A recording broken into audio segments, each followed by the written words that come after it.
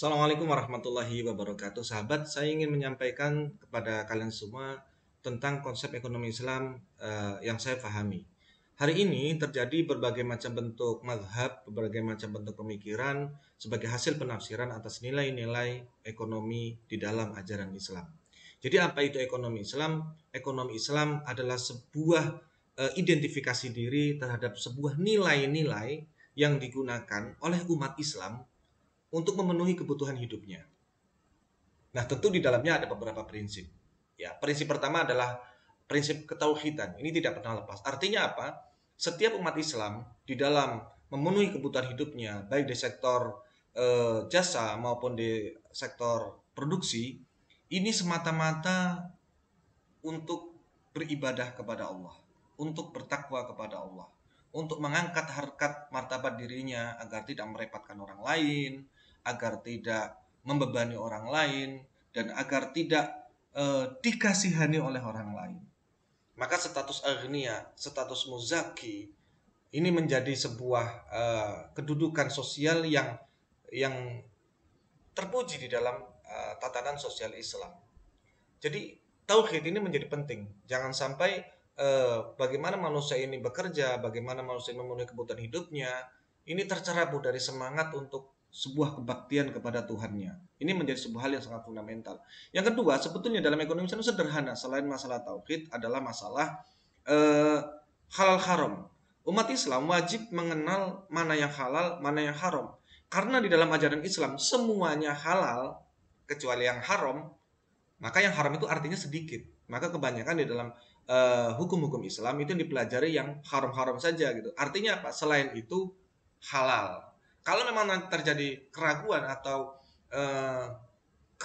atau misalnya kebingungan atas hukum suatu suatu permasalahan, kemudian transaksi atau bahkan zatiah atau materi, maka bisa dilakukan gelar perkara hukum atau dilakukan bahsul masail atau peninjauan hukum terhadap sesuatu atau hal-hal yang baru ditemukan di dalam kehidupan masyarakat kita.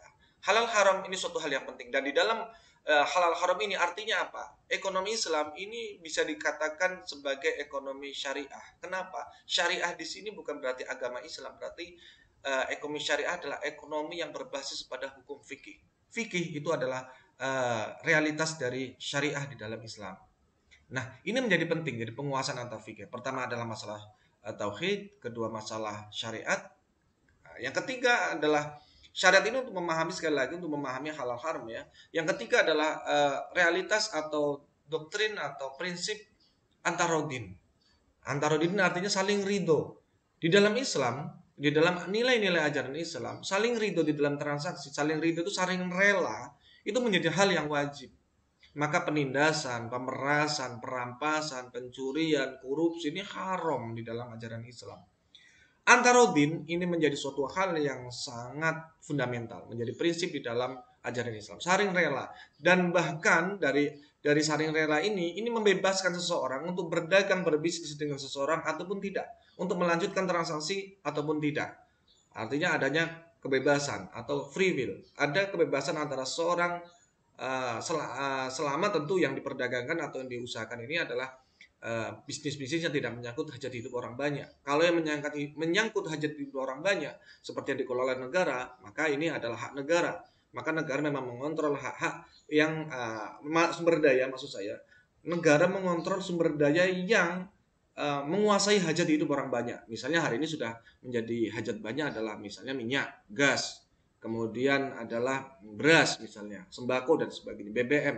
Ini wajar. Bahkan kemudian ketika negara mengeluarkan harga pokoknya atau negara mengatur lalu lintasnya, bahkan negara menginisiasi satgas pangannya, ini lumrah saja gitu, karena itu menjaga semua kemaslahatan semua warga negaranya.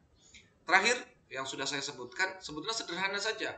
Setelah tauhid, kemudian syariat atau fikih, ya kan. Kemudian yang ketiga adalah antarodin, yang keempat adalah kemaslahatan. Kemaslahatan adalah kebaikan. Maka apabila sebuah transaksi, sebuah sistem, sebuah apapun di dalam ajaran Islam, lingkup ajaran Islam dikembangkan di tengah-tengah masyarakat kita, kok berbahaya bagi orang lain, bagi diri sendiri, bagi negara, maka itu dilarang atau terbatas. Jadi kemaslahatan menjadi sebuah uh, inti, menjadi sebuah tujuan seseorang itu di dalam dia melakukan kegiatan-kegiatan ekonomi. Nah, ini sekaligus untuk mengurai hari ini terjadi sebuah kebingungan yang saya perhatikan di tengah masyarakat. Jadi bagaimana ekonomi Islam ini diidentifikasi sebagai sebuah identitas yang berbeda begitu ya dari ekonomi katakanlah kapitalis, sosialis basisnya, dan yang ketiga yang paling patut disayangkan adalah membedakan diri dari ekonomi Pancasila.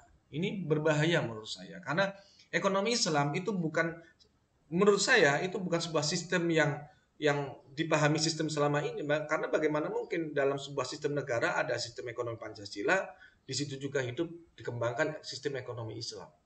Maka ini sebagaimana satu raga ada dua jiwa, atau bahkan kapitalis murni, sosialis murni, maka ini tidak mungkin gitu. Bagaimana satu raga ada beberapa jiwa? Maka menurut saya ekonomi Pancasila ini seperti prisma.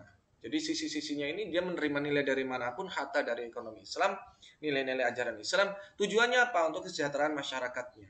Ya, bukan tentu segelintir pejabatnya saja atau aparatnya saja. Nah, ini harus difahami karena hari ini ada semacam semangat untuk alih-alih atas nama ekonomi Islam ini ingin membedakan menjadi sebuah apa ya namanya kesenjangan, menyenjangkan diri, membangun